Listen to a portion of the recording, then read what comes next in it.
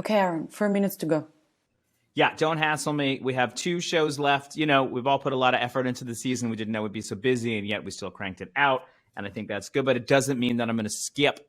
It doesn't mean I'm going to skip ritual. It doesn't mean I'm going to skip the things we need to prepare to get a show. I mean, I don't actually see you giving that same kind of hassle to Jacopo that you give to me.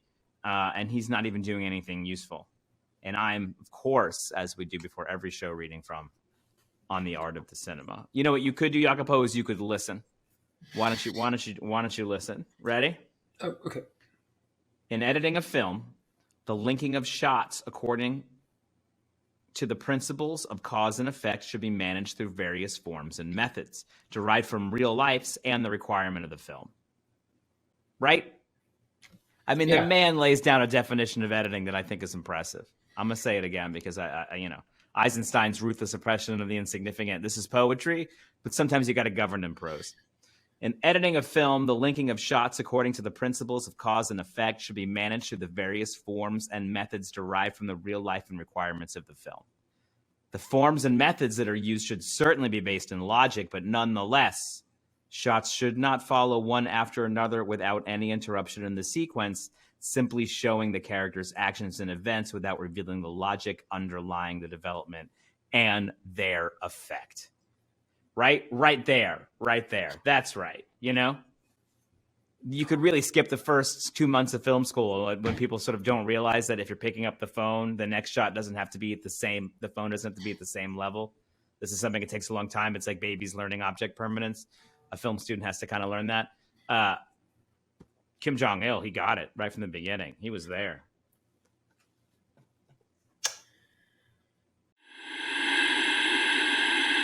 La imagen por la cual vale la pena arriesgar la vida, sacrificarse hasta la muerte en los campos de batalla de todos los continentes del mundo. Live from West Berlin, it's the committee program, sponsored by Cadre Cigarettes, packed with the flavor of the people of Equatorial Fredonia and starring Aran Chaudhary, Julia Doubleday, Forrest, Lovette, Fiamma, Meli, Xhevat, Castrati, and yours truly, Jacopo, Castelletti. And now, celebrating American Independence Day from just one of the many places America has bombed, Aran Chaudhary. Yes. No, don't let my face fall. No, that's true, and I think people understand why that happened here in Charlottenburg, West Berlin. I do find it cute when the locals refer to it as American redecorating. I do like that. Also, Jacopo, this is not even a lie. Jacopo and I once were part of a group referred to as compared to the American bombing of Dresden, and that's not even a lie. This is not a bit. It's on a book. There's no bit here. Yeah, there's no bit. This is the thing. So we have 2 episodes left in this season. This is, this one centered, of course, around American Independence Day and then Bastille Day. And I think it's time that you stepped up because, frankly, you tend not to. I feel like you've been given a lot of opportunity on the show and you don't do a lot of follow-up. And that's, I guess maybe partially my fault. I think it's helpful if I say that. So what I want you to do is I want you to do the Global News Rodeo for this episode and maybe even for the next episode. And it's not because I have a lot of things to do and that the season is ending with a whimper because I've been traveling, all these. It's not because of that. It's because of personal growth. And it's something that you're asking for. That's what I'm hearing. Taking pictures of signs and trains and all the train stations. So what I'm hearing from you is that you would like me to ask you to do the Global News Rodeo this week. And so I'm going to do that. I'm going to do that for you. So if you could do that, I would appreciate it. And then send it in and we'll edit it in there like we do seamlessly. And you know what, actually, let's do one of the 100 objects things to highlight actually an interesting conversation I had with a Dutch human who was a good Dutch human. They are all aggressively middle class, but some of them are very clever and have great ideas. Let's roll the British dude. Send him up. And now, the history of our run in 100 objects. Yes. Quite. Hi. and welcome to the History of a Run in 100 Objects, where, often with the help of co-host and announcer Jacopo Castelletti, I take a look at objects that have haunted, committees past or the past of the continent and are evocative of some kind of a communication strategy, etc., or just something cool that reminds us of something interesting. Today might be a bit of that. I have a little knick-knack. How do you say that in Italian? How would you say tchotchke? We would say that in Yiddish. Cianfrusaglia. Yeah, like a little thing you have in the back. Mm-hmm. So, yeah. What the hell? So what is this? This is from Ghana. It is an African traditionally carved animal head. And that was something that we found here in the trash at Committee Studios because of gentrification. See, a tchotchke that reminds us of something. So the store that used to sell these things, of course, is out of business. And then what do you end up with is a dumpster full of beautiful art from Ghana and neighboring countries. And the reason that I actually bring it up was I just had with this Dutch person interesting conversation, and we'll have her on the show to talk about it. But everywhere you look at the polling, everywhere you go, housing and neighborhoods do seem to be one of the most intergenerational, high polling, high performing, cross-party moving issues out there. And so I know that here at Committee, we are going to sort of dedicate a lot more thought, energy, and effort into really centering housing and some of our equality and inequality messages. And this is just by way of a long way of saying we need a bigger studio. We need a bigger studio. I need room to be here. Oscar needs things to be. And so we're going to center housing, I think, as both our politics and also our personal ambitions. I think Julie would concur with me on this. Yeah. Mm-hmm. You're thinking about moving too, I know. See, all of us are thinking in this way. And I think it's not just us, it's people continent-wide. And I think it's a messaging opportunity. I guess that's my takeaway. And that's what I wanted the object to be. I also just wanted to see your face when I, asked you what in Italian a tchotchke was, so that, you had Hummels. Yeah, because and then I brought it's always a pocket-sized thing. And then I brought out an enormous head, and I was very proud to have done that. And I think what it is that's good television. And I think people count on us not just for messaging advice. I think they count on us to make good television. Mm-hmm. And I like to think that we come through occasionally. Did you ever, wear it or something? Oh, God, no.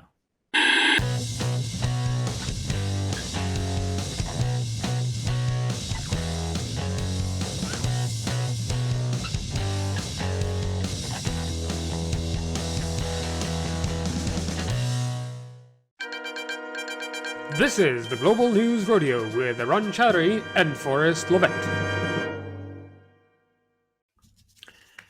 And welcome back to the Global News Rodeo. I'm your host, Jacopo Castelletti, filling in for Arun Chowdhury, who is in Bologna taking pictures of trains. At today's top story and item number 1, the truth comes out. Comrade Lumumba has finally received a proper burial in the Democratic Republic of Congo. Socialist anti-colonialist hero Patrick Lumumba, who spoke truth to power and stood up to the Belgian authorities, was murdered in 1961 by a firing squad, and his body was later dissolved in acid. One tooth was kept by a supervising police officer as a trophy of the gruesome incident. His tooth was finally returned to the family last week and will be buried in a funeral ceremony in the capital Kinshasa after touring several provinces of the Democratic Republic of the Congo.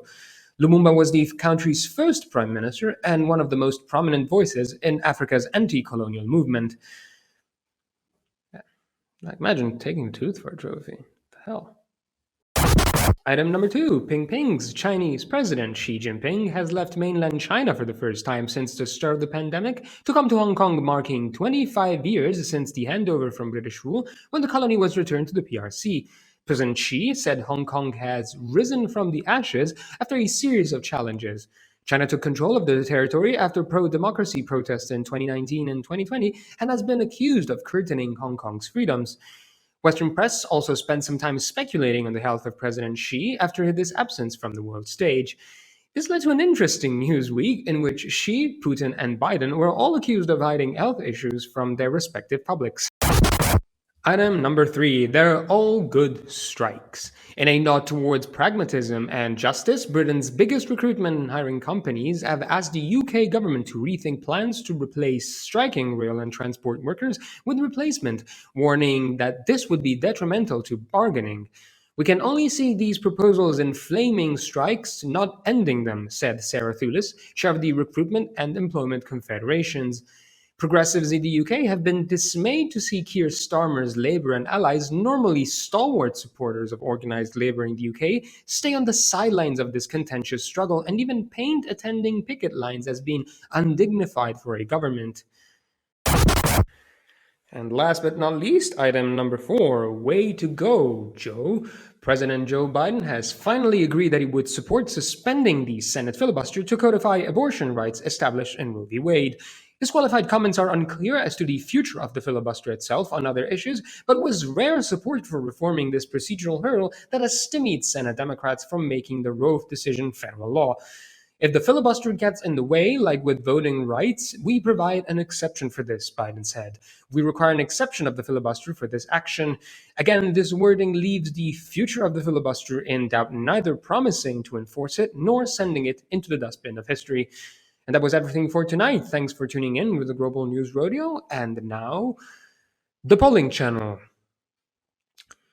By me. Ciao and welcome back to our polling update here at the polling channel, brought to you by the committee program. We start in the Western Hemisphere with the Chile Cadem poll asking a question we have been following quite closely. With the information you have at this time, would you vote to approve or reject the constitution proposed by the Constitutional Convention? 60% of Chileans are in the reject category, solidifying opposition to these reforms. We will have to ask a friend of the show, Barbara Sepulveda, what is going on. In Greece, per the Market poll, center-right New Democracy hold a solid 10-point lead of leftist Syriza and center-left PASOK, 37 to 26 to 15 respectively. There is room for change here as political season is barely starting. In India, Uttar Pradesh, an area we discussed extensively in episode 1, the BJP has flipped an SP seat in Azamgarh. And not just any seat, but seat of the leader of the party. This is not what we predicted, but of course we aren't in the business of predicting, just the weather, folks.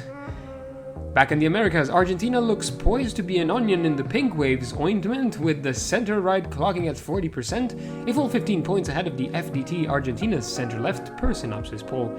And from the staff here at the polling channel, thank you so much for watching and stay safe out there.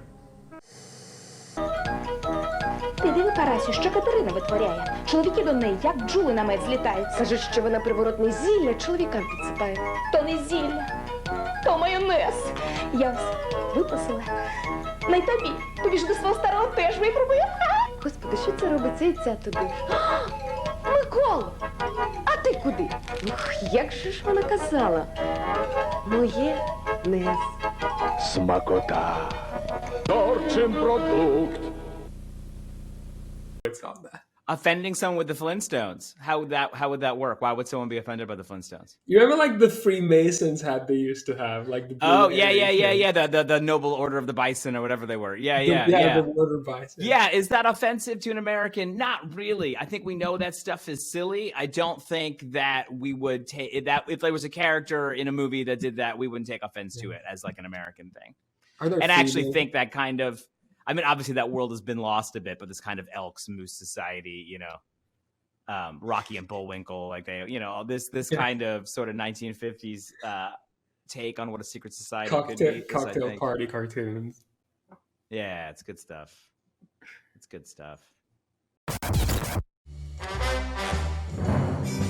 And now, highbrow, lowbrow.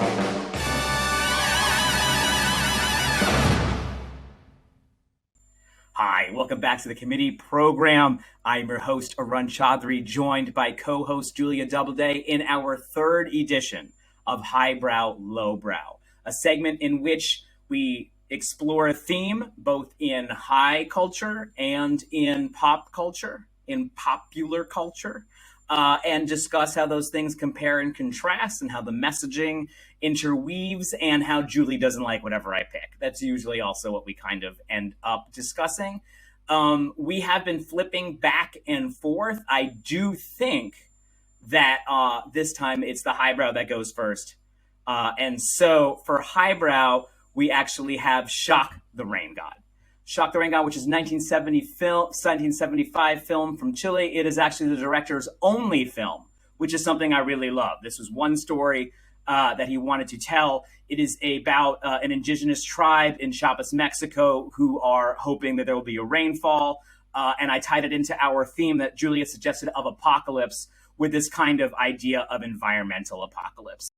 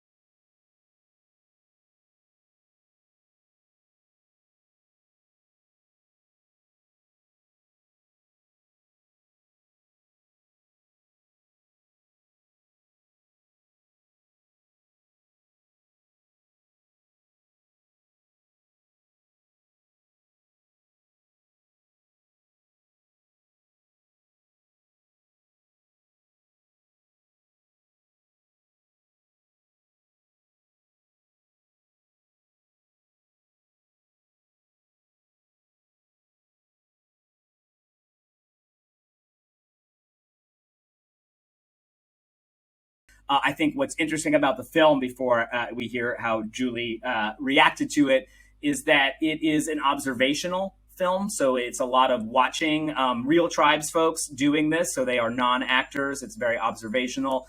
And I will say it does not fall into a lot of 70s tropes. It is a very timelessly shot film. It's very calm cinematography. There's no zooms. There's no weirdness.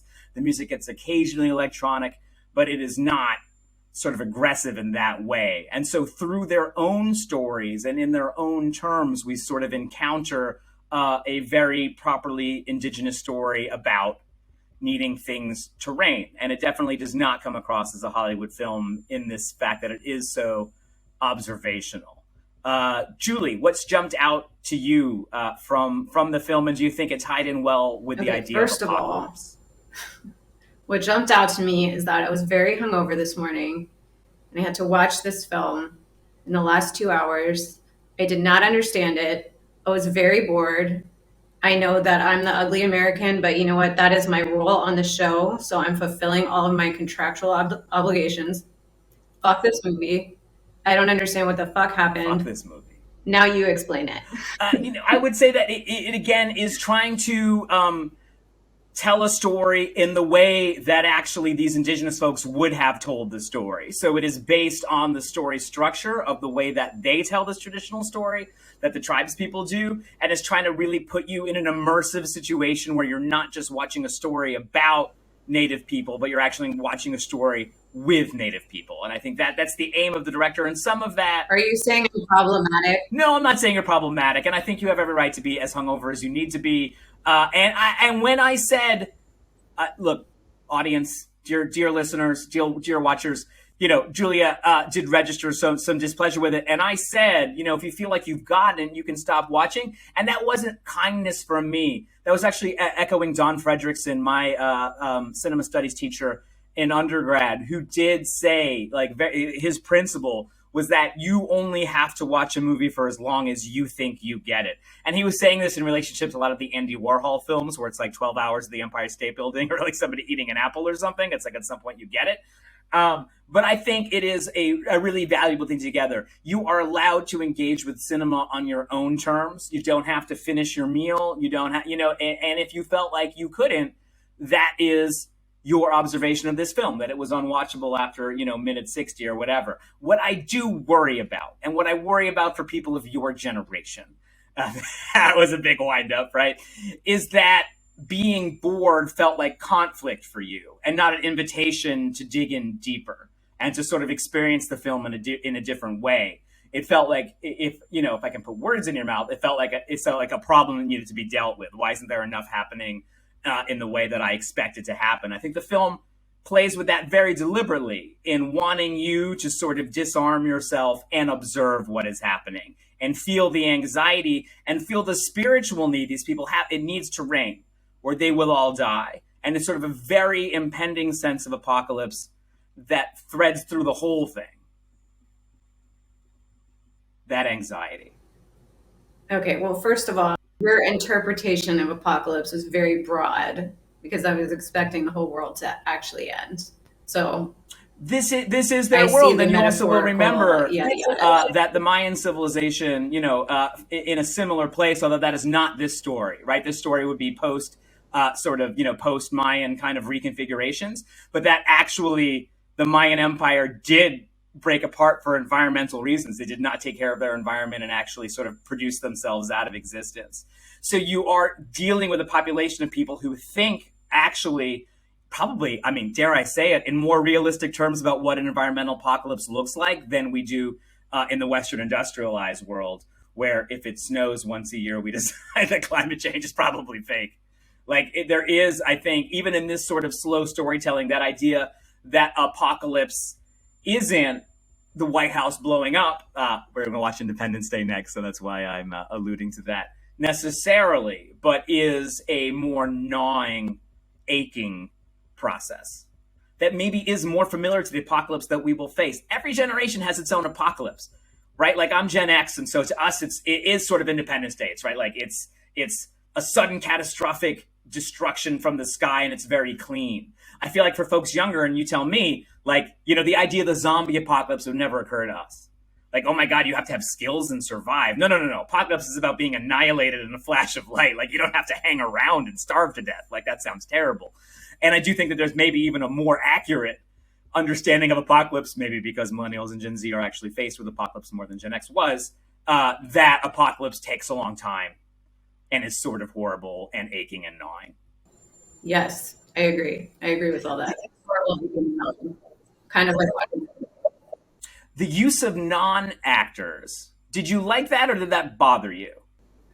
I did not know they used non-actors. You should have told me ahead of time because I like that. But they were fine. They didn't seem like they weren't actors. I guess anybody can be an And so actor. your frustration, who was it aimed at? Well, I'm just curious even. Were you like, this is a poorly directed movie, a poorly written movie, or it's not delivering the experience I want? No. It's not. The issue with me in these movies is never that I think they're badly, well, no, sometimes I do think they're badly written, but I was just bored and I wasn't invested, and it was so long. It actually wasn't that long, but No, I just think kept it's waiting for, pretty like, much an hour and a more stuff to half. happen. Solid. It's because I'm lowbrow. I mean, like, what else do you want from me? It's because I'm trash. Like, this is I don't have like a reason. So that I Ronaldo, who don't directed like to this watch film, it. he is not a filmmaker, or he is a filmmaker. He just made a very fine film, this film, but it's not part of his career, and I also think that's interesting. So he's making a film that is only internally referential, that is only meant to tell sort of one story, and cannot possibly have a sequel or even set him up for his next film. And I also think that that's sort of a rare thing to see a movie that's not trying to sort of justify the existence of the next thing. What did he do otherwise? He was an engineer, so mostly civil engineering products, a lot with water, which won't surprise you because How did this film is he about water. get to make the movie? He self-financed the That's what movie and worked with the tribes, and it was extremely inexpensive in the end. Like, he had to have some money, but he was able to raise, I think, through friends, family, other things, enough modest amount of money to make it. It was shot on film, which sounds like it would be an expensive thing, but that then meant as long as you're using natural light, shooting outside, the nighttime scenes are used again with natural light. And so this is sort of, elegantly made, but an extremely low budget film. Now, I'll tell you what's not a low budget film. That was my assignment to watch, was Independence Day. People be familiar with Independence Day. I had never seen it. When I mentioned it, Julie immediately, again, identifying things as conflict, she identified that as conflict that needed to be solved. And we did solve it. I watched the film.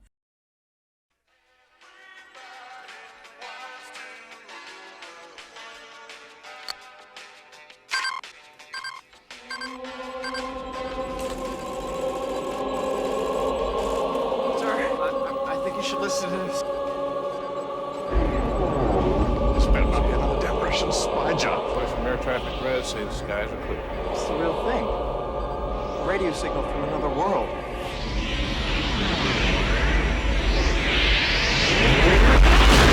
Mr. President, our intelligence tells us the object is settled into a stationary orbit. Part of it is broken off into nearly 36 other pieces, smaller than the whole, sir. Yet over 15 miles in width themselves. Where are they heading?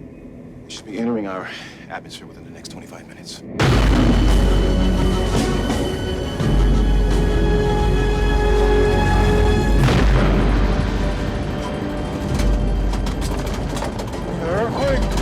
Let's just get there as quickly as possible. What's the rush, huh? Think we'll get to Washington and won't be there? It is confirmed.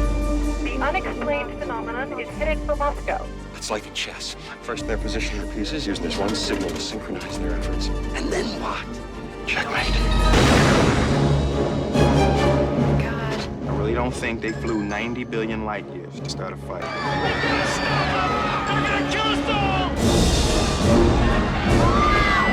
God, I hope they bring back Elvis! There's gonna be a lot of frightened people out there. Yeah. I'm one of them.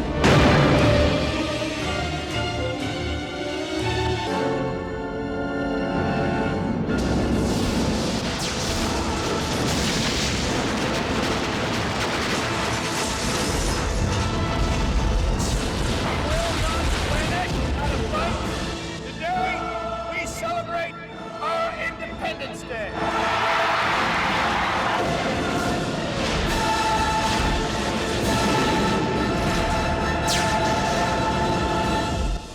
Something you want to add to this briefing, Captain Hiller? No, sir. I'm just a little anxious to get up there and whoop E.T.'s ass, that's all. I think I have a couple interesting reactions to it that I'll want to bounce off you. But the first would just be in its relationship to the term apocalypse, I think. Because when I initially saw it, and what I thought was going to be so great about it was I remember seeing the trailer in films, and the trailer was incredible. It just said July 4th, coming July 4th, and it was the White House, and it sat there for like 30 seconds, and then it explodes, and it's like Independence Day. and you're like, oh great. shit, I'm probably Fantastic. supposed to see that movie. Yeah, like this is something I'm supposed to do. And the film, and it's a fine film, it's ripping good yarn, it doesn't deliver on, to me, what the idea of apocalypse is. It actually delivers an action movie, right? It has the familiar aria recitative structure of action and wait and action and wait.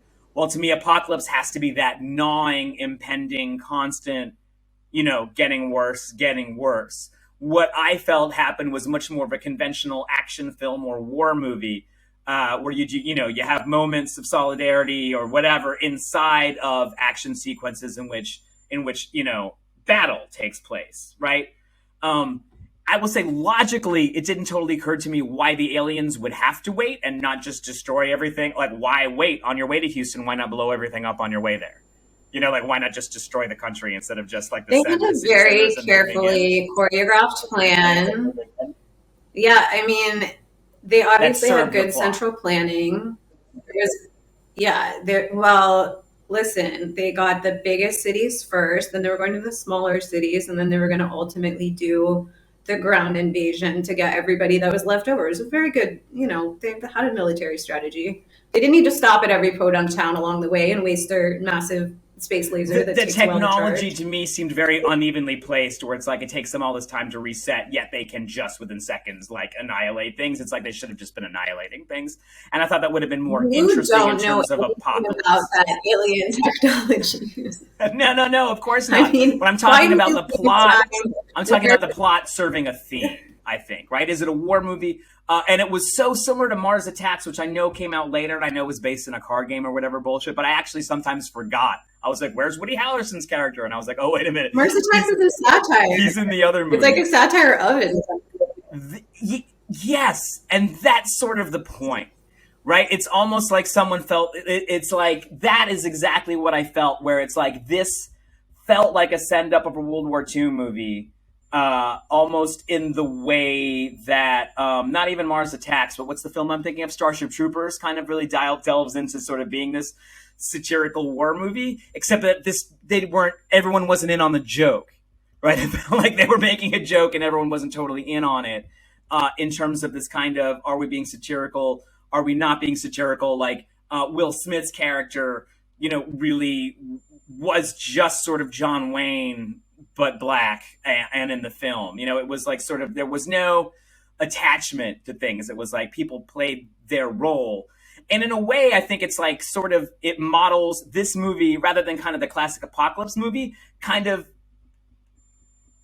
echoes a different style of Hollywood movie, which is very successful, which is a too big to fail movie. I have too many stars and they're doing too much and I'm spending too much money in this movie to have it fail. And so it won't. Right? It's almost like a movie that's not made to succeed, but it's made to not fail. It's made to be enjoyed the second time. It's made for you to know you will enjoy it the second time and the third time you watch it, right? It introduces characters so triumphantly who you don't even know, because you are going to get to know these people. It almost reminds me of It's a Mad, Mad, Mad, Mad World, the old comedy, if you have ever seen that. It's sort of like almost like the original Cannonball Run. It's like everyone's coming together to try to find this treasure. It's like, Jack Benny is in it. It's like, this kind of old, funny movie, but it's like everybody's in it. And when you're watching it, it bounces from famous person to famous person in a way that lets you know that you're going to be taken care of, and that you're going to enjoy watching the second, third, fourth, fifth time. And that's going to be sort of, like a movie that has the nostalgia for already liking the movie baked into the movie. And I thought this was done masterfully in Independence Day. Right, it sort of says, I am already one of your favorite movies and you can't wait to invite your friends over to watch me again. Is sort of what it was saying in a way that I think is probably somewhat behind the success of the film. It is a film designed to be enjoyed. Yeah, because it's also just like, it's just so perfect at being what it is. It's like the platonic ideal of that movie. You know what I mean? I don't like, know it's that exactly that's true. Like the day the Earth stood still exists. Yes, it is. Well, that's a highbrow fucking movie. We're talking about The Day the Earth Stood Still. This is like a mass culture, drive-in film from the 50s. I'm just saying this idea that the aliens are not like us and that they're taking over. I know. Most people today haven't seen it. or they've seen the remake. But this is in that spirit of the kind of aliens as substitute for Cold War or World War II feeling. And that's fine. There's nothing wrong with it. I just, I would just say it's that trailer had so much promise as just the destruction, like just utter apocalypse that I think I felt let down because I got a war. I wanted apocalypse and I ended up with a war. They front loaded the apocalyptic stuff so that you're drawn in, and then obviously the good guys are down and they come back at the end. That's the structure. That's the quintessential. This is the movie we signed up for, and at the end the fireworks go off and everybody goes home happy and lights a cigar. I mean, that's what you signed up for. You really think they're going to kill Jeff Goldblum and Jada Pinkett Smith on screen? Okay, so why does Jeff Goldblum have the same characters he has in Jurassic Park? You're not going to kill But I want to ask actually, a different question, which was actually, so watching the trailer with the White House blowing up and me assuming that was kind of the main point of the movie, when the daughter of the president runs into the Oval Office and he's like, oh, hi, sweetie, or whatever, I was so sure that they were all going to be annihilated. Like, I didn't know the president survived. Like, I don't know that. So, as someone who hadn't really watched anything other than that trailer. And so I was like, this is going to be an amazing movie where they are not afraid to kill the president and his 8-year-old sweet daughter in the first 15 minutes. And I was like, oh my God. And I felt let down. And that's not fair, but I felt let down. This is also like much more modern era disaster movie as opposed to 90s era disaster movie. And like, don't give me the history lesson. I don't know what they did in the fucking 40s, but I'm talking about in the 90s. This is like when Game of Thrones came on the air, everyone was like, I can't believe they killed a main character because it wasn't as much of a thing in pop culture at that point. Watching, like when they killed Ned Stark, everybody was like, we're so shocked. And then the Red Wedding happened and everyone was even more shocked. So they got this reputation of like they were willing to kill their main characters. Then pop culture, the rest of pop culture started to do it more. But at that time in the 90s, like that wouldn't have happened. They wouldn't have made that. This is a very popcorn candy movie for the kids. And even just killing the president's wife in this very like soft, nice way that they did, where she's like in a hospital bed somehow. Even that was like the biggest star that died, right? And then Randy Quaid got to die in a heroic way, and nobody really cared. And nobody really cared. But all the big stars. Actually, I would say his sort of subplot was what was sort of so cartoonish that it didn't totally jive with the rest of it, which wasn't totally cartoonish. But I never liked that. Not very much. One thing that I think is interesting in terms of when this came out, remind me the year, 96? I think it was, yes. I don't have my notes 96. With me, but I'm pretty sure I remember writing down 1996. It was like, 96 and 99. It's when I'm busy graduating from college, so it's definitely like 96 or 97. And it's interesting to see how much the world has changed since then with George W. Bush and the kind of, not the rise of, but maybe the triumph of the military-industrial complex. This is a military patriotic bullshit film, but that doesn't have that same level of weird hardware detail that movies sort of that the Pentagon has advised after a certain year do. And I thought that was interesting because this is absolutely the kind of movie that they would want to do that in, but they hadn't been doing that yet. I think it's important to remember this is not that long ago. And so we think, it's always been like that. It's always been like that. No, actually the kind of super hardcore storming of Hollywood, they always had it with the cops, but with the military, does seem to have at least accelerated culturally in the 2000s, because why wouldn't this be that? Just Will Smith spouting off jargon and don't you want to join the army so you can do these toys? Air Force.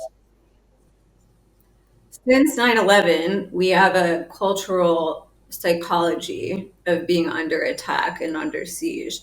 This movie was made between the end of the Soviet Union, before 9/11, again in the like end of history era. Exactly. So I always say that this movie has a very triumphant mood to it. And the triumphant mood of it is actually, you were saying like, oh, the aliens in such and such movie, they're stand-in for the Soviets or whatever. In this movie, the entire concept is we're at the end of history. We're all going to come together. Like all of us are coming together and there's nothing left under American leadership. It's very explicit. Very explicitly under American leadership. We make the plan. It's really only the American president and American leadership is shown. We make the plan and then we send it out. Morse code, send it out to people like in tents, and then they all do the same thing. And it's also right when like people are getting very interested in the internet and hacking and that kind of thing. So of course, like the pivotal thing they have to do is internet hacking. But of course, it's like they go into the ship and Jeff Goldblum just like does this, and he's like, I'm into the totally alien technology. I'm so glad you said this, because you've always brought up the kind of when will people get the text messaging right in movies? When will people get the kind of new stuff right in movies? This was this weird period where uploading and downloading things had to be exciting to make plots work. Right? Like every movie is someone in a corporate situation where they have like a thumb drive in a thing, or they're like in a spaceship trying to like upload something. It's sort of making this bar of like complete, not complete, the actual action star. And it didn't totally work, and it's not cinematic, right? Like it's just not. No, I felt it worked, but here's what I'll say is what's interesting is you look at it in retrospect, like 20 years looking back, we're like, oh, this technology is really dumb and like it wouldn't work this way. And we like understand all that now. But I think it'll be interesting in 20 years from now to look back at how we're using technology in movies, in media, and also just like the way we talk about it. Because I know so many people, whether it's one of Elon Musk's fake ass projects or any of these other tech guru guys and all this stuff they're inventing, and we're all acting like it's real the same way that in 1996 you might think that like going like this is how you hack. And it's not real. So I think we have the same inability to understand like what the cutting edge technology is and its actual capabilities, and that maybe its capabilities aren't really as magical as like we think they are, or as like all purpose, or as able to solve all the world's problems. Totally. So I think that's actually a major problem in society right now. It's like we know climate change is going to affect food. We're not going to have enough food. It's already happening. Like the global food stores, global grain stores are at like the lowest level since like the 80s. But if you talk to people about this, they're just like technology, like nothing more, just like the word technology, which I think is sort of equivalent to going like this and thinking you're going to hack a totally alien quick network. Security, get around it, get the password. That's a password, yeah. This totally Try 1, like 2, false 3 sense. alien. Yeah. It was like word games where he finds the passwords. Yeah, totally.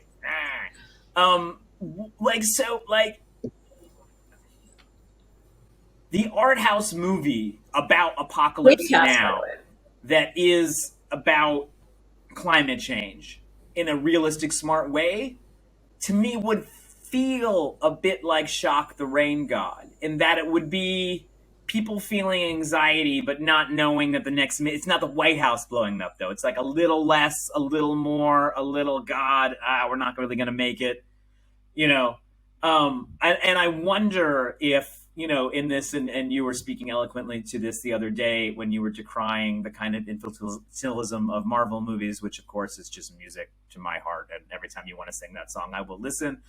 But like so in that world where that's what we think of as being exciting, which is hyper individualized power and infantilism, is there a way to cinematically show what this real apocalypse that we are facing looks like?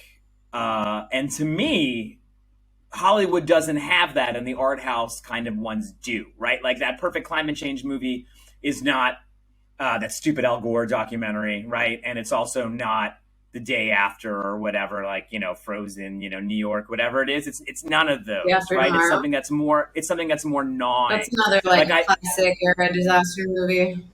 Like I saw a art piece in, I think it was Scandinavia, maybe it was Finland, where it's like a beach in 2050, and you just see people and you just sort of hear what they're talking about as you go in, and it's just sort of normal stuff, except that like the world is a lot different because it's like uninhabitable. And I think that like the banality of it all, I think like that's the sort of at the heart of the apocalypse that we're living through, which quite frankly is an apocalypse. We don't talk about it like this all the time, but it is. And I am doubting, I guess, in an Adorno was right moment, like if our culture industry has the intention, the will, the moxie, or the verve to make that film. Are you asking for funding? Is that a so if anyone out there wants to pay for it, it may make a very boring movie about climate change that I feel good about in an art house cinema way. No, I'm saying you from your, rock'em sock'em pop culture, like tell me, like give me the pitch. Like what is the exciting apocalypse movie that gets at what our modern apocalypse is like? Is there a lowbrow solution to making art about climate change, or is the fact that it is hard means that it is something for the avant-garde? You haven't watched Station 11 yet, have you? I don't think so. Give me like a one-liner on it. Really good. That's really good. And that's post-apocalyptic. Also goes back and forth, like flashes back to it's a virus that kills everybody. So it's a show for our times. It's fantastic. I mean, I don't know, Ali, you'll have to see it. It's not very rock'em sock'em. There's a lot of relationship stuff, and there's a lot of personal stuff, and there's a lot of like how do you live after the end of the world, and even just like the boring things about that. I mean, but that being said, like, yes, I agree with you. I think that like from our perspective right now, the apocalypse we're living through, it's like we're still going to work. We're still like living our lives like nothing is happening. I don't know what it takes to sort of push people over into a and that's the movie, right? No, but the thing is, that's before it catches up to you. I mean, we're not living through the consequences. People stepping over corpses, right? Metaphorically. There's still people that are dying right now today because of climate, and that's not banal. Like that's just horrible. And it is actually.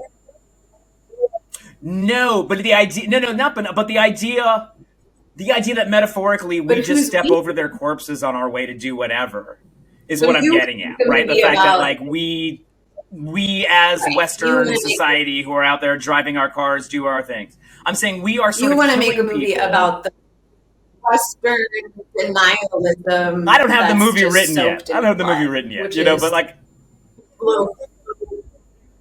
Anxiety. Yeah, you know what it is, and we watch this. It's Godard. I want Godard to make a movie, like Weekend, where it is just my Hermes handbag, right? But actually, what they're talking about is like the wealth and inequality in rural France and how that's actually going to eat them alive in all the best ways. And I think I want a movie that makes me feel uncomfortable about indifference in the face of a different kind of apocalypse that you can't just jump in a fighter jet, as I believe how you say that, and fight. Are you okay? I've been up since 3 a.m. I was up in Vilnius and I flew all the way to Bologna. It's a whole thing. Unbelievable that you're making us film at this time. It's just crazy. Well, you know what movie I really like that most people hate? Mother, the Aronofsky movie, which sort of. Oh yeah. I have very mixed feelings on him. Did you watch it though? I haven't seen Mother. No, and as you know, I actually do enjoy Black Swan by him. Yeah, it will make you feel very uncomfortable. It will definitely, it has a dissociative quality to it, which is what I really like. I like that. So sort of actually like Weekend, like it's not, you'll probably watch it and say this is trash and it's just ripping off all these great directors and whatever, but I watch it a lot, so I don't know. No. Aronofsky doesn't rip off great directors. He's not that good. Yeah. No, what he does is he makes his actors do cruel things, and he has no sense of humor, and that's how he makes movies that seem smarter than they are. I liked it, and you haven't seen it. So what's the one with the drugs in less Brooklyn? going to Terrible. nice. No, I will see that. And I'm also interested in seeing Station 11. That actually also sounds I think you'll like that. I guess, think it's in a way, good. with our theme of apocalypse, I guess it's just like, does apocalypse, like everything else in American / Western industrial society, have to be a single serving? Does it have to be about, is there no way in our art to tell collective stories about like sort of what's happening? Or does it have to be constantly this hyper individualized, whether it's, even in Independence Day, this kind of like, huge cast of characters and we bounce from one to the other. Like, in a way it's different than something like Battle for Algiers or something where you do have a kind of a collective heroism. I don't know. Is there like what you watch a lot of horror, which is often sort of does tap into apocalypse, and you don't mind watching a lot of the new horror that they put out on places like Netflix, etc. Like, is there a new sense of disaster that feels more antiseptic or more kind of what is the trend? And I will say we've talked about this before, even on the show, right? Like post September 11th, the irony dropped out of horror, and it did become much more of a visceral kind of ooey gooey thing. What are you seeing as someone who does consume the new, lowbrow, not meaning to insult it, but like, the latest offerings of this feels genre? like an essay question. I think that all of these big movies that would be franchises, not because everything is a franchise, it's like, Scream, they made like 5 sequels and like none of the cast came back. But now that sequels are okay, they're doing like these reboots. So it's like they came back for like Scream. For the last one, yeah? Right. So like it's interesting how that's a trend. But yeah, generally with horror, I like to watch anything supernatural. So anything that's just the world feels off. And I think that's because the world feels off to me, which is probably because we're living through several different world-ending events. You're putting your finger exactly on it. Like, is apocalypse a less viable brand of shock horror, action film now because we all believe in it? And what was so interesting before was we couldn't imagine an apocalypse. And sure, about nuclear war, but you don't really think about it. The Soviets are supposed to like run through America, but you don't really think it's going to happen. And now we kind of suspect that maybe apocalypse will happen. And so it's not fun. It doesn't scratch the same button. No, I say other way around. There's like, I was just saying, they just made Station 11. That was a book that came out like 10 years ago, but then they decided to make it when like the pandemic hit. Like people are leaning in, at least I'm leaning in. I can't watch anything except disaster shit. I read like 5 different books about pandemics when COVID started, learned all about them. No, but what are the apocalyptic movies? Would you say post pandemic, like even like, we're talking about the genre apocalypse. What would you define as specifically? Even there haven't been good ones. There's one called Greenland, which is Clive Owen. And the plot is that a comet is going to hit Earth and they have to like get to Greenland because there's some like government shelter underground. That was actually a very 90s feeling film. It was terrible. Then there was Moonfall. Roland Emmerich, actually. I know that I said Independence Day 2 is the worst movie I have ever seen earlier, but Moonfall is actually the worst movie I've ever seen. It was so bad. It was so bad that it wasn't good bad. It was just bad. At least sometimes things are so bad and you just enjoy watching them. And I can never explain what the difference is. Actually, here's the best way I can describe the difference. Alien versus Predator is good bad. It's objectively a bad movie. It's also extremely good. I can watch it any day of the week. Alien versus Predator Requiem is bad. It is so bad that I get angry from watching it. So that's the difference. You can be Alien versus Predator, or you can be Alien versus Predator Requiem. 2 totally different types of bad. I think some of it is craft, right? There are films that are bad, but they have craft brought to them, and some where people just don't even care about the craft. probably. Maybe some of the like dialogue not being as bad. It's like when the dialogue is like really cringy and like maybe there's too much of it. Like the dialogue can be kind of bad if everyone gets eaten fast enough. Like if the people start getting eaten fast enough. There's this this was an apocalyptic one that came out a few years ago, Life, with Jake Gyllenhaal, Ryan Reynolds, a bunch of people, very similar to Alien. They like find a little foreign life thing and they bring it on board and it eats them all. Spoilers. But the dialogue in that is extremely bad and it's annoying, but it starts eating them so fast that it's still enjoyable. That's a good bad movie. I've watched it like 3 times. Like, keep it going. I'm into that one. Yeah, keep it going. Yeah. I could maybe watch that today after I get done with my sole commitment for this afternoon, which is this conversation. Well, I mean, we're at the end of it, so you've successfully made it through, even hungover. I'm so sorry to the audience. I'm usually just a bitch to them. No. Today I was a bitch to the audience. Look, as we know, the audience is primarily our families, so we can just apologize directly to our families, and they'll understand. Mom, I'm sorry I'm hungover. It's my birthday week, so I got taken out for drinks. I really only had 2 margaritas and 2 martinis. But they were and present. To my mother, I am so sorry we didn't get the show up last week and I wasn't able to let you know. It was sort of planned, but I thought maybe I would have enough time to do it together. As everyone on the show will tell you, I often bite off more than I can chew. Indeed. So, look, what else we are not going to do another... Oh, yeah, go ahead. Go ahead. Oh, I just figured while we're begging for money and stuff, like you want all that money to make your boring climate change film, which by the way I'm going to work on too, as long as you have enough cash, which I'm assuming you're going to get a lot. Based on that, I mean, it's just our show. I want to move to Shanghai, so if somebody can help me to do that, just comment. This means comment now. I'm not giving you my phone. So just email program@committee-org.com and in the subject lines, say getting Julie to Shanghai and let us know how we can do that. And we'll make sure she gets that information maybe we'll make right the movie away. We often appreciate you. Look, I don't have the funding yet. I don't know the conditions on the funding are, but there are many fine films shot in China and I would be proud.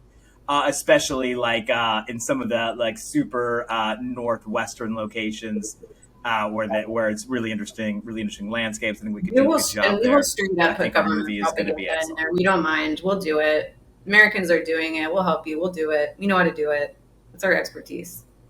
We know how to do it. And that's what we examine, of course, on this show is the intersection between culture, propaganda, high art, low art. Julia Doubleday, this is our last highbrow, lowbrow of the season. We only have 2 episodes left. But look, maybe we'll do one over the summer despite that. Maybe because of that. What do you think would be a good theme to draw from for the next one? Well, honestly, I feel like I've usually picked the themes after I found a movie that I'm like, this is such a good... Yeah, what's a movie you kind of want to make me watch? I got to think about it. I mean, there's a lot. And some of them are actually... The thing is, my taste is eclectic, okay? So, like, some of the things, I don't think you can really categorize Everyone thinks that about themselves. Like, I want to make you watch Mother, but that's not in the theme. It's not really lowbrow. And, like, maybe you're, like, film lowbrow. School friends will call it highbrow. Yeah. No. They were all bought into that bullshit. I'm just the smart one. You're the only smart person in the world. Everyone, when I went to film school, Pi had just come out, and everyone was so into Pi, right? Aronofsky's first film, and he made it for $30,000. I started watching it, 16mm and I got film. bored. Which is the mark of a highbrow movie. He was the rage. Believe me, he was the rage. You more jealous. Disco was the jealous much, Heather? Have you watched Heathers? I've seen it, but like a really long time ago. Also, is that highbrow? I feel like you're choosing kind of lowbrow. Heathers, it's yes. Well, maybe it's not. I wrote a paper in college about how it was this sort of, it was the end of history argument, like American politics, blah, blah, blah. And I got back an F, and it said this is inappropriate for a graduate level class, which was I was taking like this extra sort of hard class or whatever. So maybe I was wrong about thinking that it was a highbrow film. At least Cornell University's English department thinks so. Oh, you got your Ivy League name drop in there. I only recently found out. Where I will tell everyone I did not get good grades at said institutions. But I always went to class. Okay, look. I gotta think. I gotta think more about my. I was always a person in college. I couldn't believe that they just gave you the answers in classes. You know. Okay. You think about it. We'll get back to the people. We will watch a movie, and I will just warm folks up that actually, in terms of film reviews, we are watching. So this is not a highbrow, lowbrow, but just film reviews. We are watching. Oh God, Severance. The Apple original film directed, episode 4? Original series directed by Ben Stiller. And yeah, on episode 4, and that will be for International Magazine article. But I suspect, Julia, that you and I should also do a bit on it after we're spending the time. We'll do a bit. To ingest and imbibe the film. Actually, want to watch lots to talk about there. And actually, that's my favorite sort of thing that I think is missing from so much is alienation. Right? Alienation in cinema is hard. It's not easy. It's important. And I think it's something they're getting right in Severance. And so I think it gets even better. I already watched celebrating. It. It's so good. No spoilers for our crowd, but we will bring it all to you here on the committee program. And next time, thank you so much. I will not be hungover, and a run will not be overtired. It will be better. This was. Oh my God! No promises. We're not bringing our best. La imagen por la cual vale la pena arriesgar la vida, sacrificarse hasta la muerte en los campos de batalla de todos los continentes del mundo. Movie for a committee afternoon.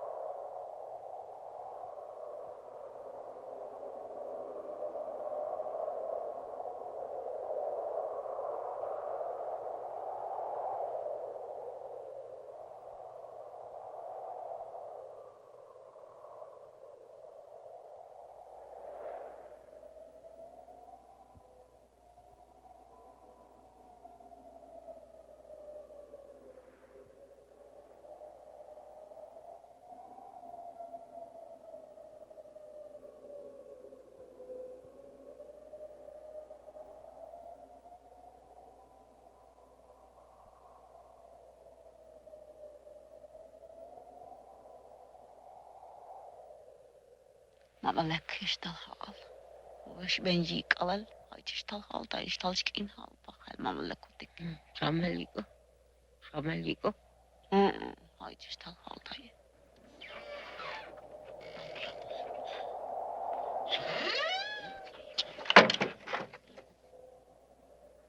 Yo Chac, kahaltan de caballo tichape hatsu, ichkai shawa pahala. Tabakistel de haa. Yakan push. Akalashan te wale.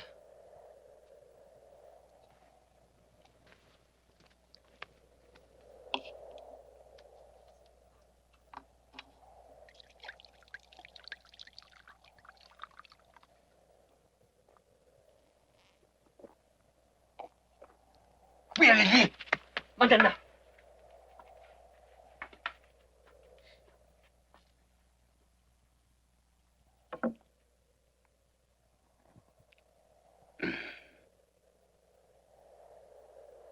Chac. Lo que te da candela, ni caga de la caballo. Ahora, no volvenish. No falta chapete, chute vaado. Ahora, no volvenish. Ya que chaval paje. Так пош. Киш. Mai kisha.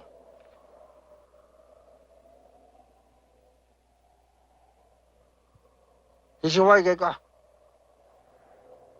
İnme Jacopo Chac. Hiç equipo kanik poş. Cabrón, vista la pasidi. Kumuresh. Yalla banikon. Jacoban.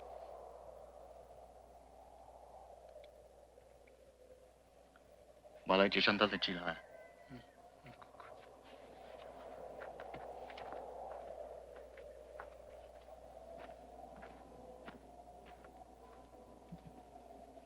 Bandana.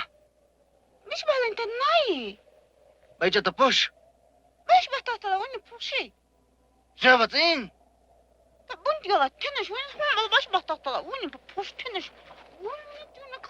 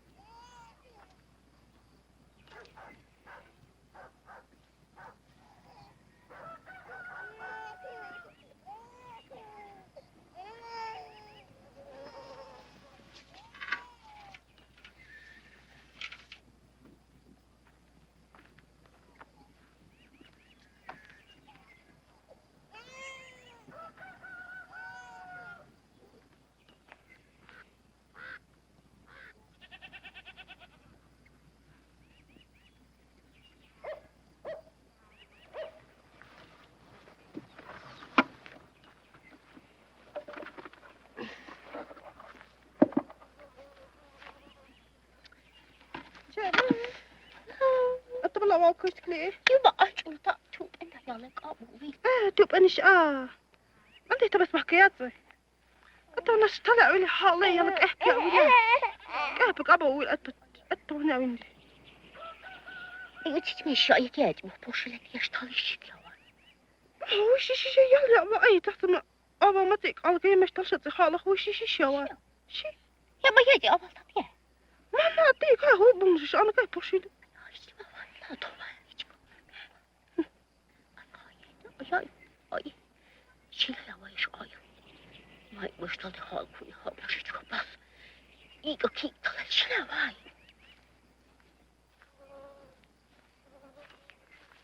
بعنا ما إكها بعنا ما إكها بعنا سيستم بس ما إكها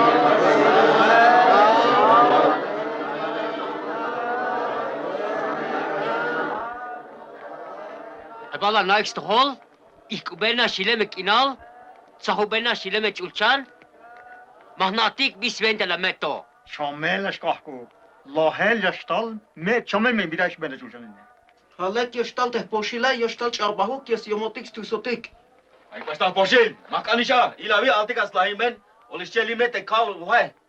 Abana tahalyuna kinci. Lekshen işyal. Alek ayek iş avalat, una iş avalat, una gayashtal iş halkunashi. Bayt iş tahal, avanashtal hala kinci. De mat iş tahalyun, hateh kaşlan, milais hun, teh kaşlan etik, hayas natas kane halilel.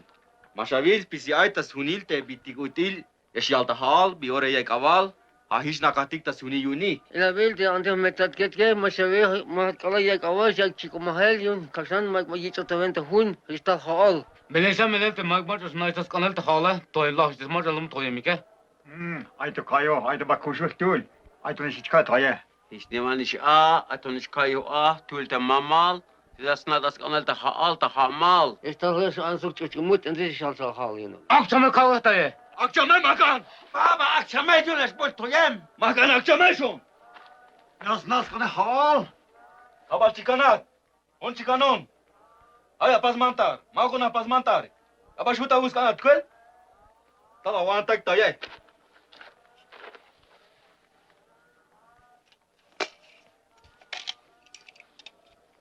Ilavilik miniketik.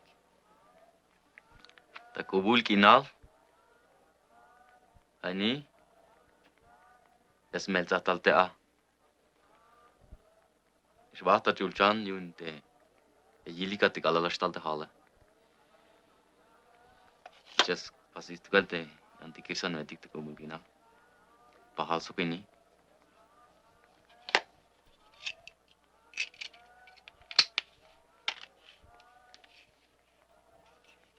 La village le yalben huete ingeniero.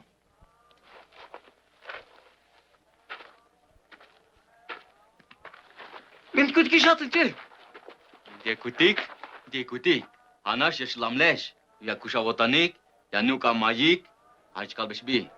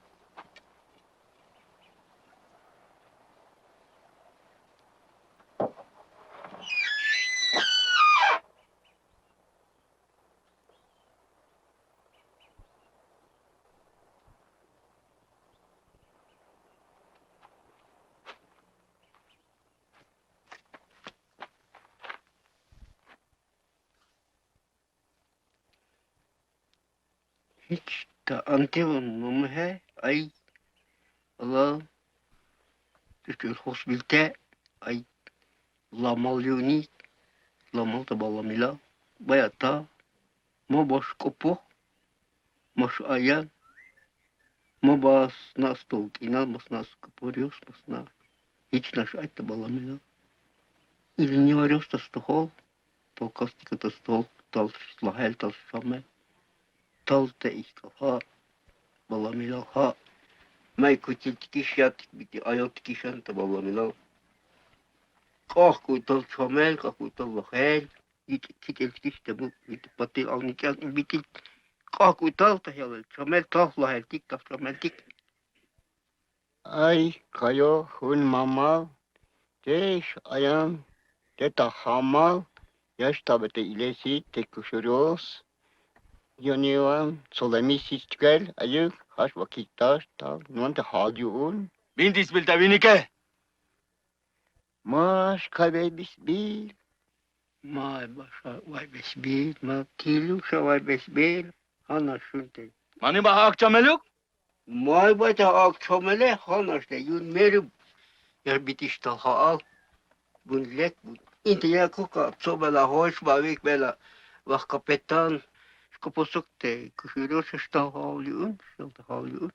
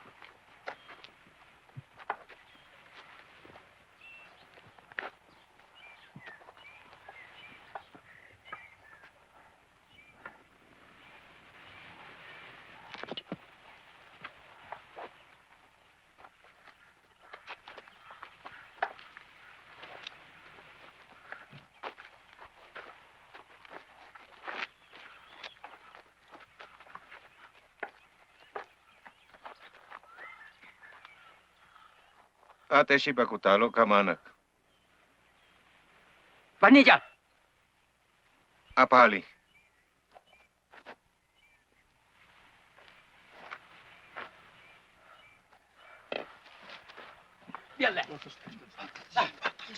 Wale.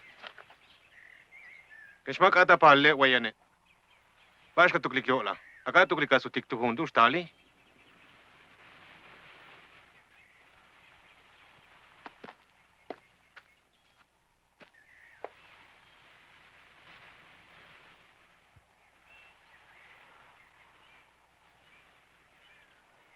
Shamete klimo.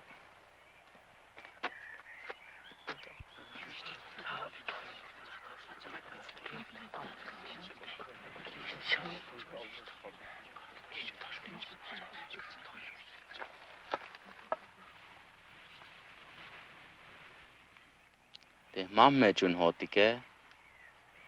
Induglike hachkananesh. Tibuka tush. Sokatala shimatenesh. Kabet hanatani.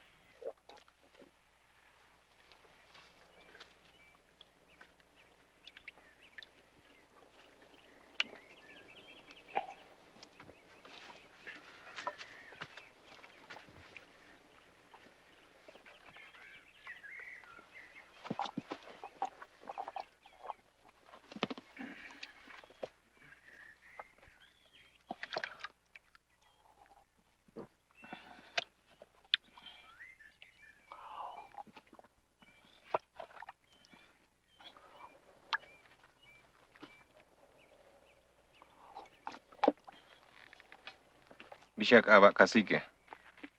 Sipakna. Sipakna. Cik bah tembas tale shabetes. Talkopona totik, junja kanti kalta toho. Te mehta tot kelasti kun on tauti. Julla hajan naskane haal. Te meel mamal kun hotke, laschikis pumskantela te posiletike. Mastalte haala. Te kynte talkila totike. Te chkatukliko haindaske.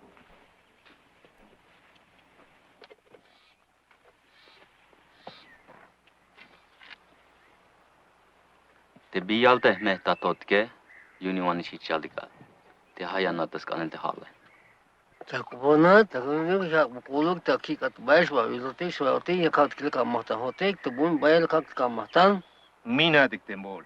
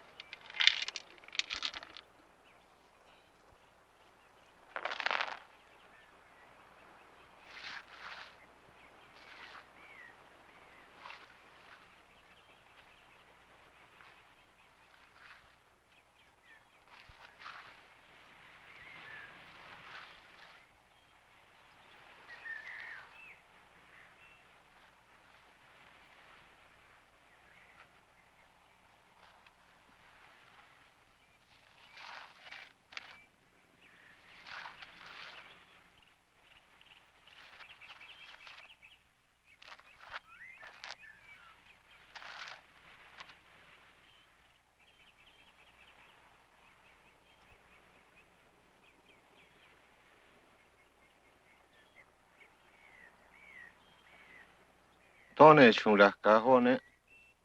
Betkesh kamp ebe. Tikan.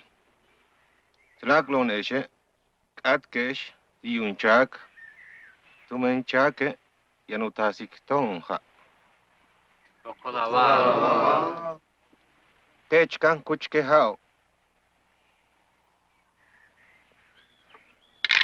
Konesh. Hachiak abet shumatkesh.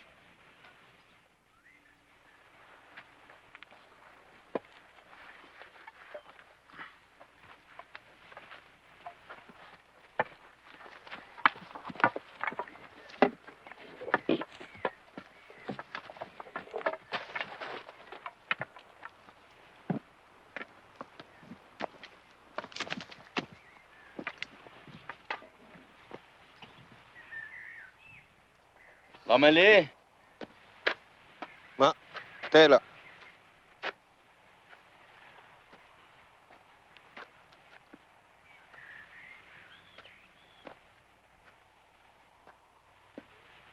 Meli, makmali gash battalyum ninche. Ma. Mahmula. كهلا بخت كل شيء كمل Hiç işte taklidik bile teşbatı sukamak. Mele hiç kaldık mandaryum mamme için ne diyor?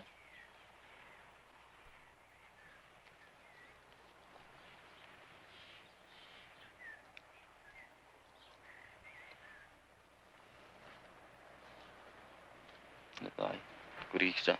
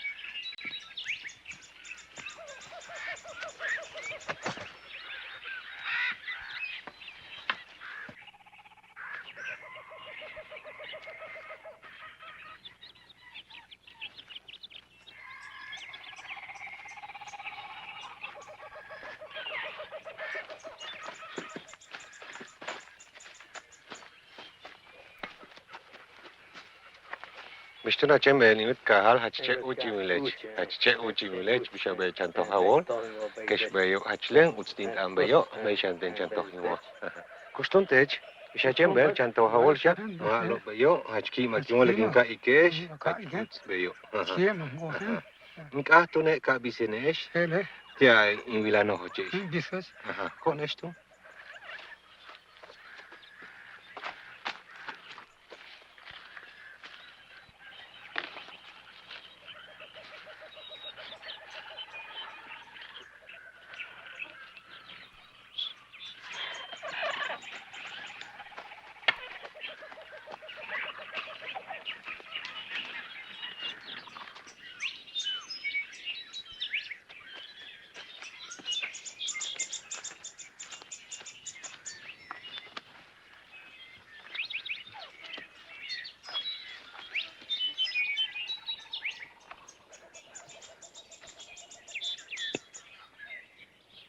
Shiro chembe buka kima yulechi achki makimole gingech belake malo beyo Shituna chembe okincha kuchinshi mate toyin war achki magawota achki makingota Beyo achki kanchanta hawol toyin war malo tu makimol beyo malo atoy Basta tianingo malo tu Porque yo Hatu hele intuti shene kingui buka yakila achamlo Astune kinta kala que me kai Ay ya na kayete Dale muy de chuatite ostula winiko Hero cabina Atanasio cabina Pepe Enrique cabin Pasu cabin Bakche malo malo Hero ya na ta Awet chem awet bak peta Okay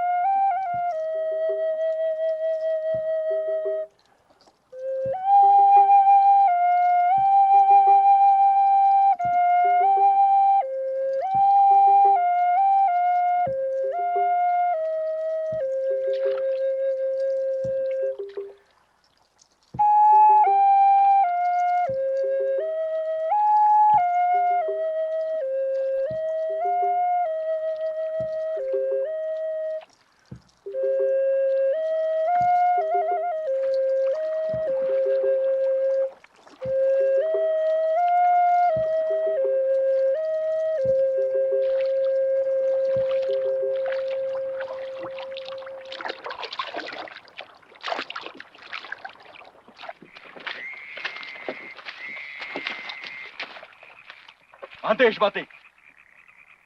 Mante Xhevat. Ya kana kaito te mante Xhevat. Tamaya kana taklat me hotik hu. Tech tale chinaile kada te ha. Kadin wahte che heintas ke ha. Kinga su tin wahte che heintas ke ha.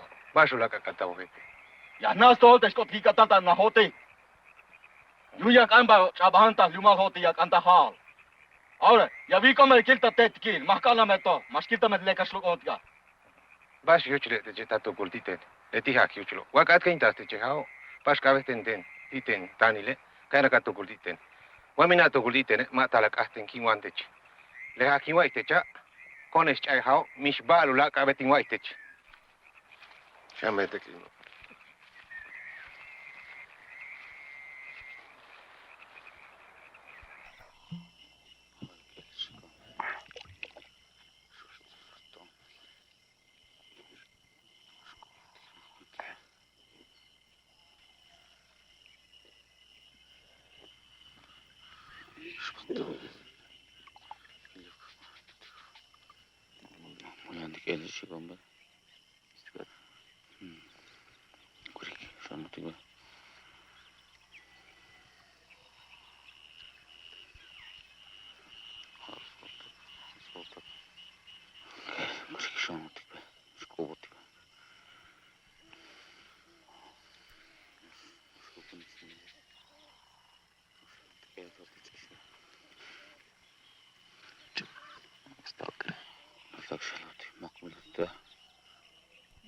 No kanin tikbahtesh, uchuin tikba.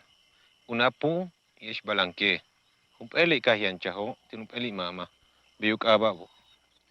Yan kan, yan lum. Rumatu ilal usasi liunkin. Mish usasi. Tema sasa ke ekol kabi. Kuyalik bolumako be. Tilu talu sastale. Tekele tio kino. Letio uho. Rumatu ilal uyichunkin. Matu ilal uyich. Mish ek. Tema sasa ke ekol kabi. Letun. Leme mana be. Hachu yoholo. Tumentumata. Unata.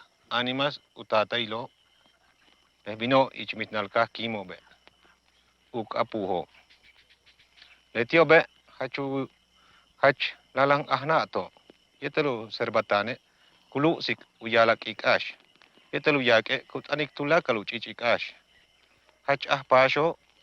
Hach tsibo. Hach kubetko ba hach utstak. Ka oheta beyo. Ka tuchta chabilo. Tumen ebolumako ich mitnale. Tumen kantu shoch. Ka ala tiobe ukine kashiko ich mitnala. Malo. Ka ubino. Ka kucho tiumpe hach as hach tu. Ka manobi. Ka kucho tiulam pele hach pruk ik. Manobi. So kumanobe ka ubiyemlo. Ka kucho ti kanshaibe. Le tiobe hachu yohlo bashbeli. Tumen kim animas utate lobe uk apu tumen le tiobe ma yohlo bi. Le tiobe ka ubino. Ka kucho ichmitnale ka tsabo tiumpe nai hach sis.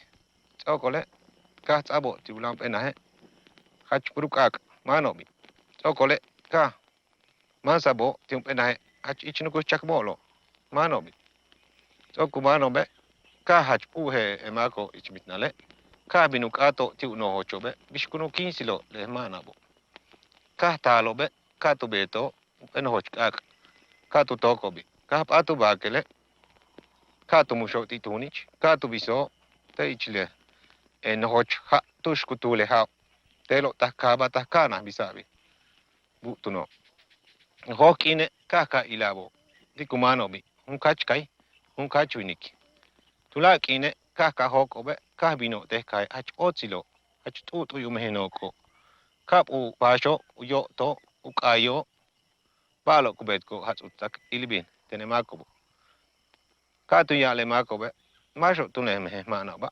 kiutano kapu toko takna tsoku toko be kilale hen bishiri yanile tsokole ka tu kinsu bao tu kinsko bao be ka kushlaho tsoku ka kushtalo be ka tu yile mako be kach ut chatu puksi kalo ba ashku beta tene me mano be ka tu ya hobe wahu kinsalo be ka tu ya la hobe hele he kinske malo ka kinsabo e ka tu kinsalo be kila tu toko be naho chenge ila ke beili he shenile letio kino ka tsoke ka tu kinsu bao tu kinsko bao be ka kushlaho ka tu yile emako be ka tu yilo be hach ut tu yilo tu puksi kalo ka tu ya be wahe shanu kinsalo be ka tu ya la hobe hele basta sola ka kustalesh malo ka kinsabo toko kinsalo be ma ka kushkindabo bi tumen be uch kumano tani tunat e bolumako ichmitnalo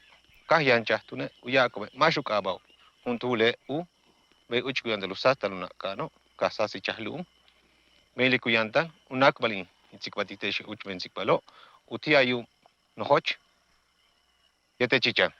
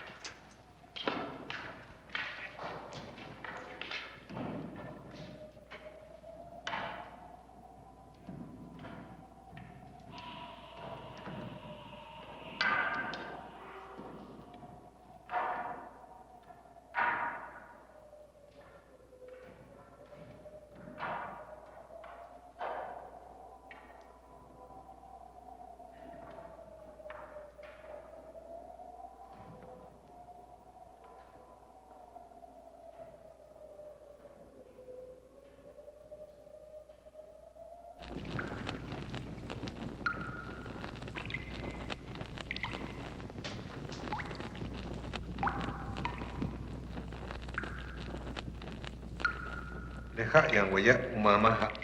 Uha kukumats. Leha lete yang waya buka kino. Huene antes usasta. Leha lete chao tialek. Let keresan.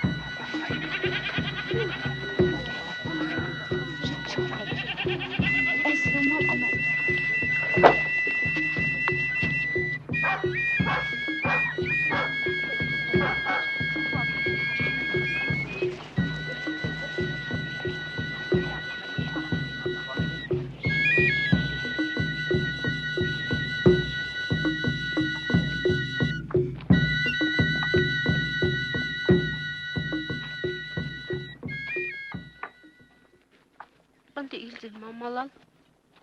Şuna bat mikilik. Şuna bat.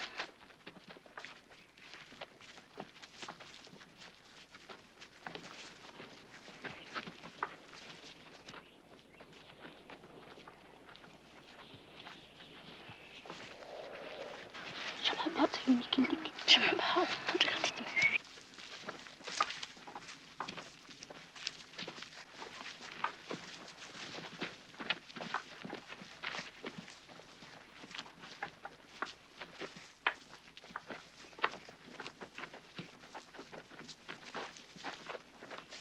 Bantu ihili mamalan. Bantu ihili mikilik. Bantu ihili. Bantu ay mamalan ki.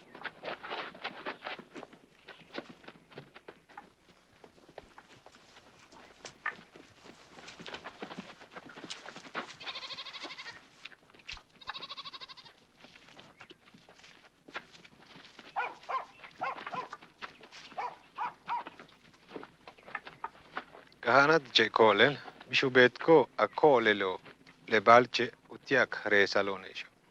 Yakupta, tistak a kalapas, tistak a pie, church to be Jacopo, anima, that ma, match. Spite the poor, spite the chiha. Techka bet ke balceo, en apexic unten, katen. Yako, tistak a pass. Teche yanachi ke kap, kutsaka kap, hachtato. Teche yanachi ke le kim hachsako, utiak bet ke kibo tiak atba. Teche, techkanchi kenal, hachuzo, utiale ishimo, utiak resal. Tones tlakloneshe, mishun tool, combine, u mache, u bakel, uyatan. Hasta un Chac, utasikai.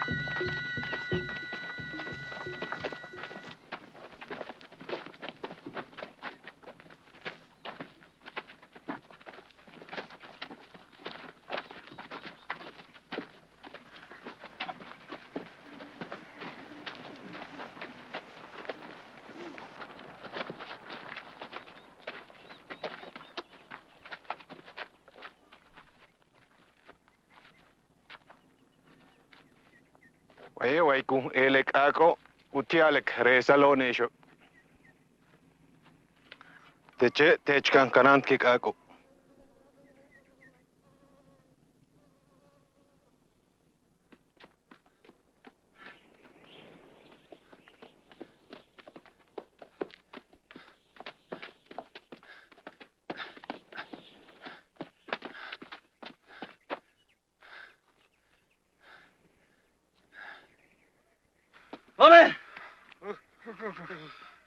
Lovette!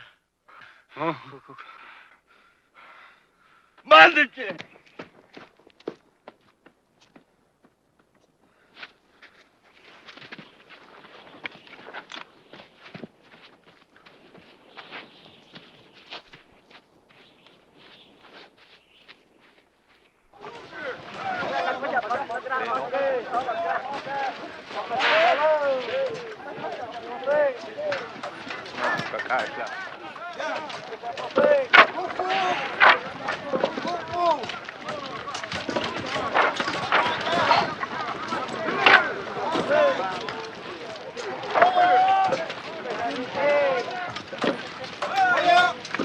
Lecce, c'è cikan kanan ke. Ulah ash la lecce. Ulaka, leta kakak.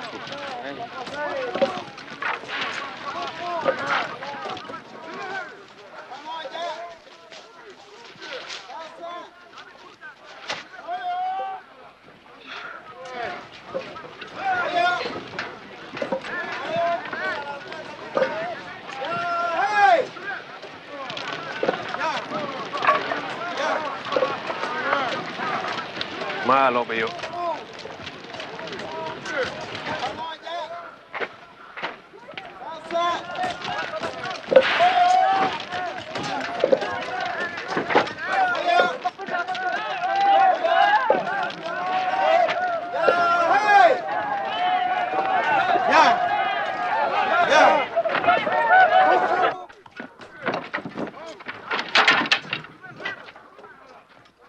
بس تك لها تشيك بتكجنجة بكجنجة تصل أخو بكتيريه دول بكابتناتك بيت يا باسلي لو قفل بليتني ما بلقوا بس يتنشر له بلق أملي مش طالع مش لما تي مش لما تي بس كمان لما تي مش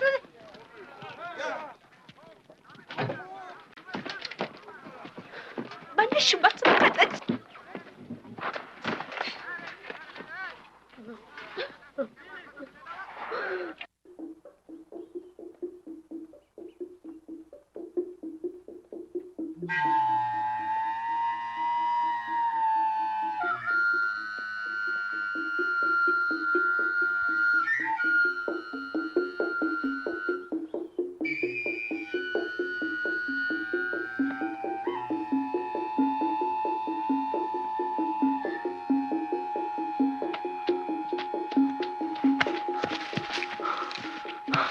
Poshi, koltan.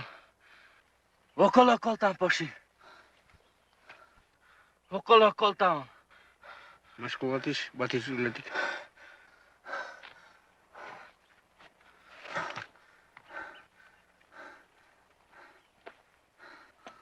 تسمعت مع أقشمن؟ أقشمن؟ ما لا وقت أطلع حابي قلت مع أقشمن نقلي إنك أنت مع أقشمن تمام بقى ليش ليت مع أقشمن يا بيل بس أسبتي لنا كده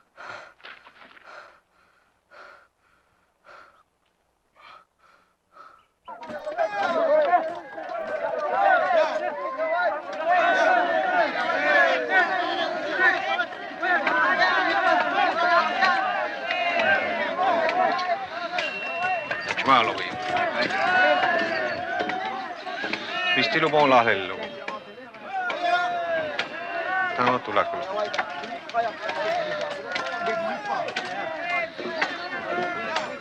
Malo va mea.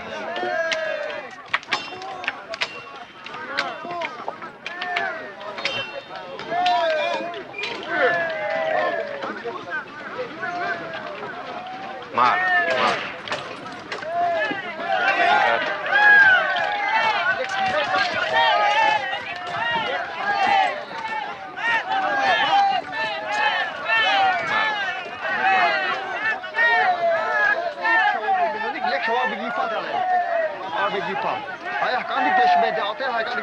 Mä täällä. Maailma mie sun lehat.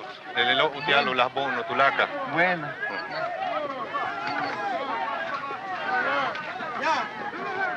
ليك شملتنيك ليك شفنتك كلام ليك ملتنيك ليك شملتنيك كلام طالك تبين تروح بلا سميل تحت عطلة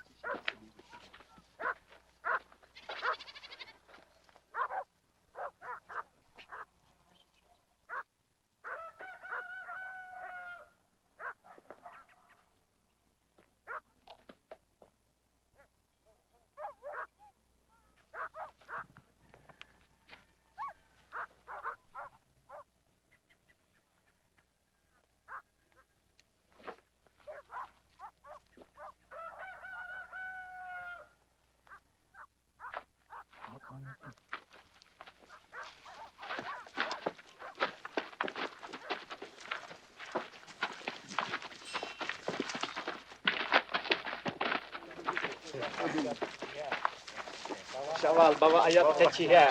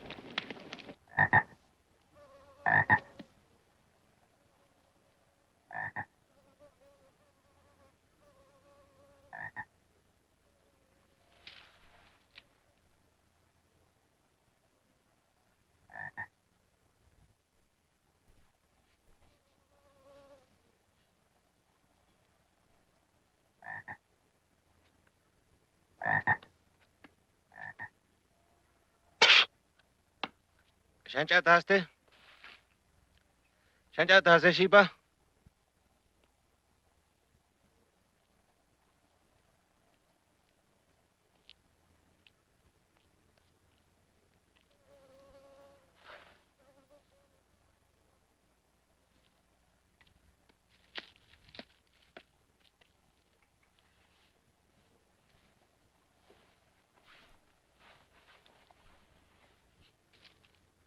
Shibash ka beti koye.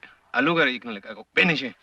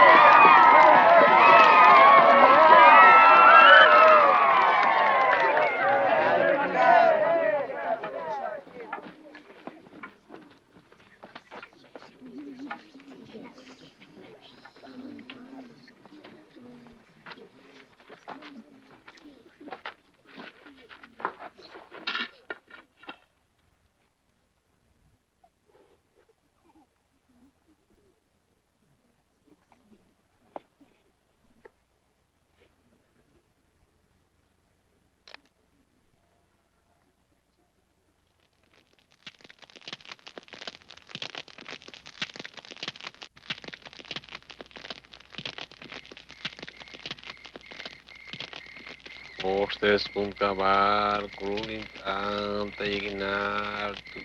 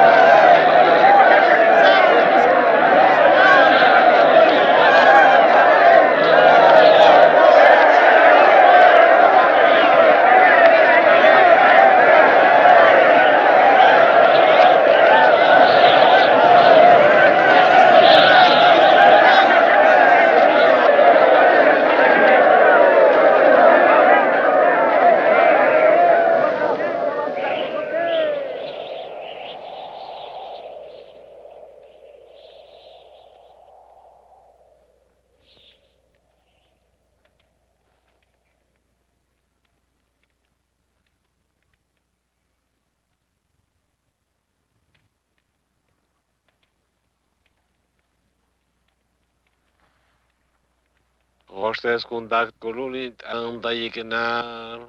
Jalelen kan Chac. Tikantits kan. Tikantits muyal.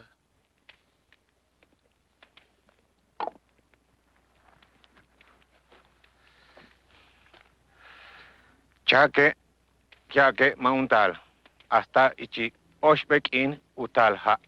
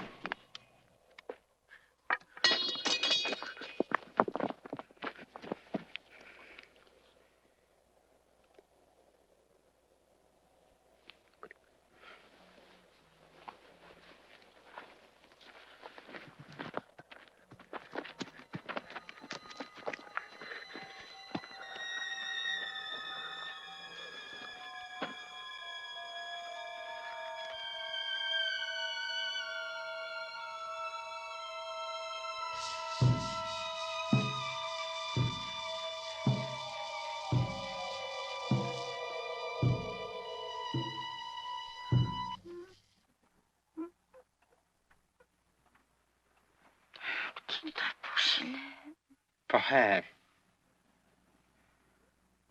이쁘게 적었지. Perhaps.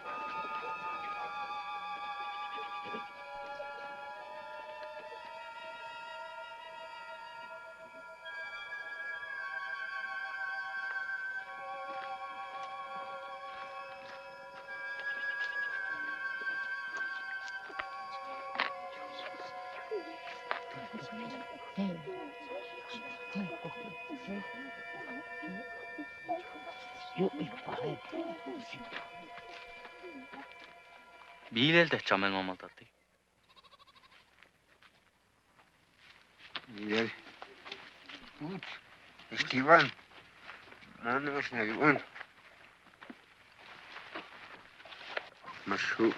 مش بيل بدي كنت جات مملتتك انا تي بكنت ابوش بوشيل ما تيجي ليوتان يوني شاك بس توا جبت جوال بلا قلبش وينش بيدي اتين ملباي هيچ مدي تطيات كبي ملباي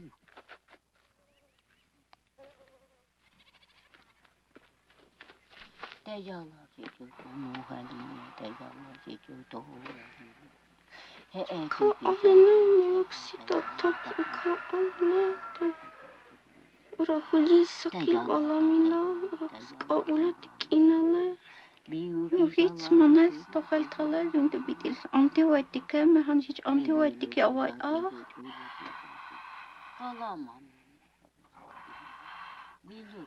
شايزين إنك أشتي بوشيلة تملي وشامستي شامية هيشن بطلة وناشتي بوشيلة أنتس نمجة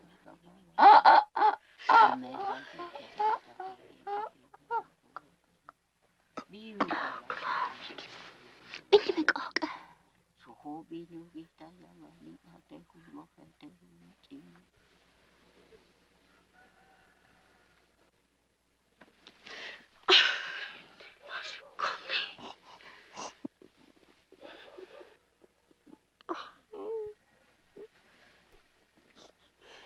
ويلو لو لا تحتي ويتصل لك كيش كنت حق شمله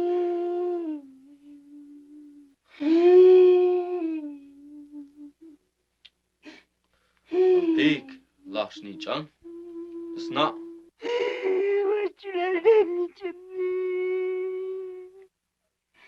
إلاوي لكشن إشيال يا باسيش يا كيش كهال بيت هال أطل شمال أطل يا بي يشتيجاه ملا أيتو تأك شمالتك تجو تعمل وكلاك بمنخل ياكو أيشتي علي يا شاما ونيك ممال تجول همال برو يا شيليان بوالدش ولا يا يلبه من الشندر إلاويل هون أيانو سوك تبوشيل ليالبين تمهو ونيك ليالبين تمهو ونيك تمكوشا ونيك شاهيتك بتشاب تيش باسو شكون لاشي يتشال ملايون تين اليون إنجرنو تشابات تجن بهاي هيش تيش باسو يالبلكا هيك ملل يونيشي ماشي وتكا ماشي قالتك يا ملي حال يسك قالتال هيش قالتال تقول ماتك تاتيك بابا بيما أكشا ملو يجيال عندي ماتك تاتي وين يوشي تويم بيت تويم بيت ما تهاليون كليات من تويم يا شتال ماشي ما تستقات اسقالل باهل استقات اسقالل تبيتي لازيات ممال يا كيليك من مشتريش تحال باهل لكاي يا كيلي تما هيچا ولا يا چوني تي کوپه تما ما تهاليون باهل يا ما يشتي ولا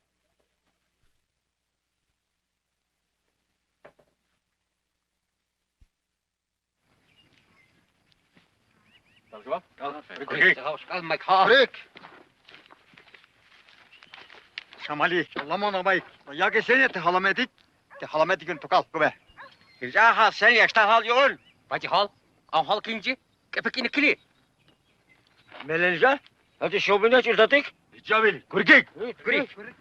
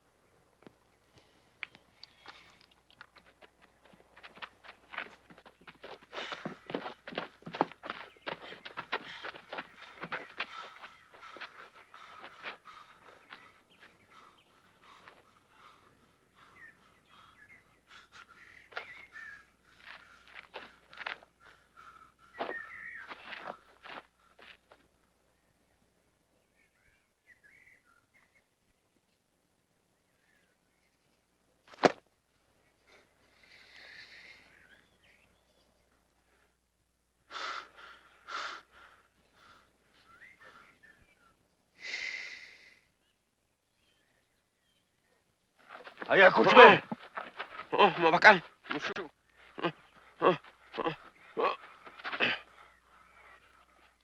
Hayat Kuchman!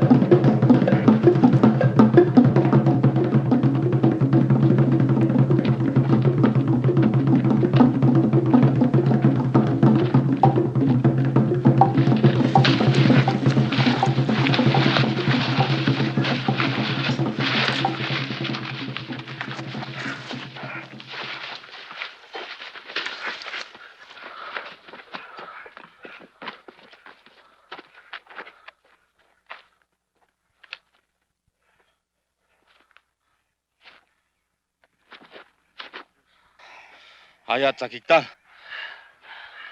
Sakata.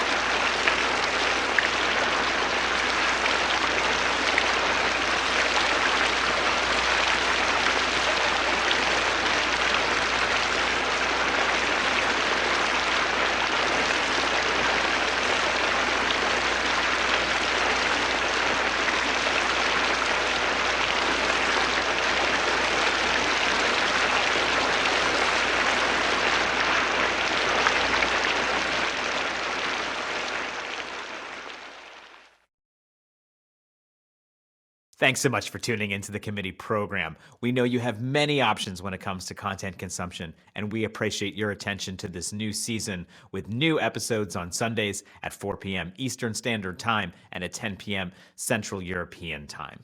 You can support the show by becoming a member on patreon.com/the committee program. You can follow committee on Twitter, /committee pro, on YouTube, the committee program, on Instagram, the committee program, on Facebook, the committee program, and you can visit the committee program company store at tpublic.com, the committee program shop. Special thanks, as always, to our team, Xhevat Kastrati, Fiamma Meli, Jacopo Castelletti, Forrest, Lovette, and committee's deputy director, Julia Doubleday. Look alive out there. It's later than you think.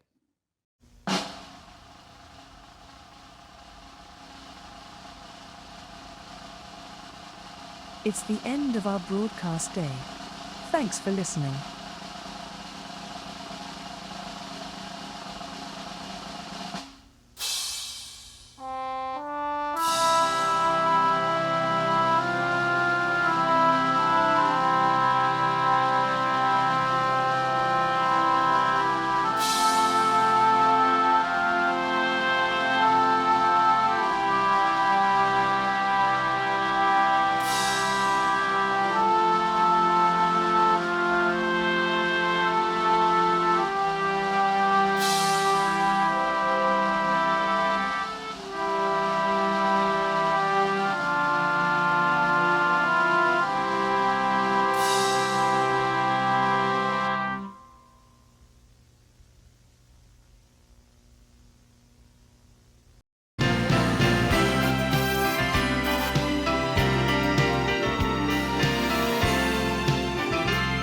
This was the 21st program in our second series. For more global infotainment from the committee program, click on the video screen right or screen left. Please like and subscribe to the committee program on Sundays at 4 p.m. Eastern and 10 p.m. Central European Time.